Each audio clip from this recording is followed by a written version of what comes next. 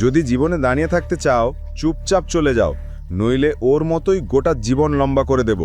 একটা হট্টেকাট্টে ছেলে অভিনবকে ঘুরে দেখল এবং বলল। এই শুনে অভিনবের হাসি পেল। সে বলল, আরে এই লাইনটা তো আমি তোদের বলতে যাচ্ছিলাম, তুই আমার লাইন চুরি করলি। এখন তো তুই বেশি মার খাবি। এই কথা তাদের রাগ আরও বাড়িয়ে দিল। তাদের নেতা এগিয়ে এসে বলল, আরে নায়ক হতে চাইছিস? জানি না গুড়গাঁওয়ে এইসব হিরোগুড়ি কাজে আসে না। চুপচাপ চলে যা, নইলে আমাদের একটা না 2 কবর খোঁড়াতে হবে। অভিনব কোনো উত্তর দেয়নি। সে শুধু তাদের দিকে তাকিয়ে তাদের সংখ্যা গুনছিল। সে একজন তরুণকে বলল, ভাই একটু পিছনে হটো। সেই ছেলেটি পিছনে সরে গেল। অবশেষে অভিনব তার গণনা শেষ করে বলল, হ্যাঁ, এখন কবরস্থানকে ফোন করে বলে দাও যে তারা 2 কবর নয় 20টি কবর খুঁড়ে রাখুক। 2 লোক 20 জন মৃতদেহ কবর দেওয়ার জন্য আসছে। এই কথা শুনে অভিনবের সামনে উপস্থিত প্রতিটি মানুষের রাগ জ্বলে উঠেছিল। ওদিকে অভিনব মুঠি শক্ত করে লড়াইয়ের জন্য প্রস্তুত হয়ে গিয়েছিল। এক লোক দৌড়ে অভিনবের দিকে এলো এবং লাঠি দিয়ে আঘাত করার চেষ্টা করল, কিন্তু অভিনব তার লাঠি ধরে নিল এবং তার পেটে মেরে দিল। ছেলেটি মাটিতে পড়ে গেল। তখনই অভিনব পরিস্থিতি পুরোপুরি নিজের পক্ষে ঘুরিয়ে দিল। ওই ছেলেটি জনি এখনো পর্যন্ত মার খাচ্ছিল এবং ভাবছিল হয়তো সে আর বাঁচবে না। সে নিজেই অভিনবের এই রূপ দেখে হতবাক হয়ে গেল। তার কাছে অভিনব যেন ঈশ্বরের চেয়ে কম কিছু ছিল না। যখন অভিনব তাদের লিডারকেও মারতে মারতে অচেতন করে ফেলল, তখন সে ব্যথায় কাতর হয়ে বলল কিছু কথা, কিন্তু অভিনব কোনো উত্তর দিল না, শুধু তার চোখের দিকে তাকিয়ে রইল। লোকটি উত্তর জানার জন্য ব্যাকুল হয়ে উঠল, কিন্তু তার আগেই সে নিচে পড়ে গেল।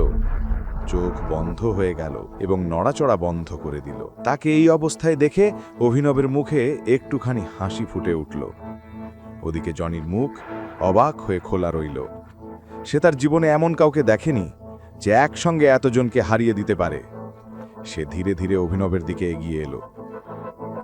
অভিনব দেখল তার ঠোঁটের কোণের রক্ত লেগে আছে, চোখের নিচে কালো দাগ, পায়ে মোচকেছে, কাপড় ছেঁড়া। মোট কথা তার অবস্থা খুবই খারাপ। অভিনব সময় মতো না এলে হয়তো সে মারা যেত। ছেলেটি অভিনবের কাছে এসে জিজ্ঞেস করল, আপনি কে আর আমাদের জীবন কেন বাঁচালেন? জনি এই প্রশ্নের উত্তর জানার জন্য ব্যাকুল হয়ে উঠল। তার বন্ধুরা তখনও রাস্তার উপর অচেতন হয়ে পড়েছিল। অভিনব 1 সেকেন্ডের জন্য তার দিকে তাকিয়ে বলল, আমি কে সেটা আমি তোমাকে বলবো, কিন্তু তোমাকে প্রতিশ্রুতি দিতে হবে যে তুমি কাউকে বলবে না আমি কে। জনি কোনো দ্বিধা না করে মাথা নেড়ে সম্মতি দিল। অভিনব তার জীবন বাঁচিয়েছে, তার জন্য এমন একটি ছোট গোপন রাখা তার কাছে কিছুই না। অভিনব তার কাছে এসে কানের দিকে ইশারা করল। জনি মাথা ঝুঁকিয়ে কান এগিয়ে আনল। অভিনব ধীরে ধীরে তার কানের কাছে গিয়ে বলল, আমি টাইগার। এ কথা শুনে জনির চোখ বিস্ময়ে বড় হয়ে গেল। সে এক দৃষ্টি অভিনবের দিকে তাকিয়ে রইল। কিছুক্ষণ পর অভিনব হরদেব পাল সিং এর বাড়িতে পৌঁছালো। এতজনকে মারার পর তার হাত পায়ে প্রচণ্ড ব্যথা করছিল। গাড়ি পার্ক করে গভীর নিঃশ্বাস নিয়ে সে ভেতরে ঢুকল। ধীরে ধীরে খুব সতর্কভাবে হাঁটছিল। ভেতরে রাজীব বলছিল, আমি তো বুঝতে পারছি না এখন আমাদের কি করা উচিত। আমার মতে গৌরবকে বলা উচিত যে সে একবার আকরামের সঙ্গে কথা বলুক। এখন আমাদের সাহায্য কেবল ওরাই করতে পারে। রাজীব, শর্মিলার পরিবারের বাকি সদস্যরা গভীর আলোচনায় ব্যস্ত ছিল। মুখে চিন্তার ছাপ স্পষ্ট। যতক্ষণ না কিং কর্পোরেশনের সাপোর্ট পাওয়া যাচ্ছে ততক্ষণ আমাদের কাজ এগোবে না। আমার মনে হয় গ্রিন হোল্ডিং থেকে সাহায্য নেওয়া উচিত। শর্মিলা বলল, মা তুমি কি বলছো?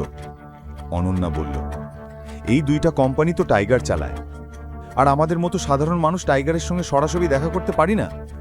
আজ পর্যন্ত কেউ ওকে দেখেইনি, তাহলে আমরা কিভাবে দেখা করব? এটা শুনে শর্মিলা বলল, হয়তো চিরাগ আমাদের সাহায্য করতে পারবে। আমি তোমার আর চিরাগের বিয়েটা ঠিক করে দিচ্ছি। যাই হোক, এই অভিনব আমাদের দিয়েছে কি? ঠিক তখনই অভিনব ঘরের মধ্যে ঢুকে পড়ল। সে পুরো কথা বুঝতে পারেনি, কিন্তু যতটুকু শুনেছিল তাতে মনে হলো অনন্যার কোম্পানি বড় বিপদে আছে।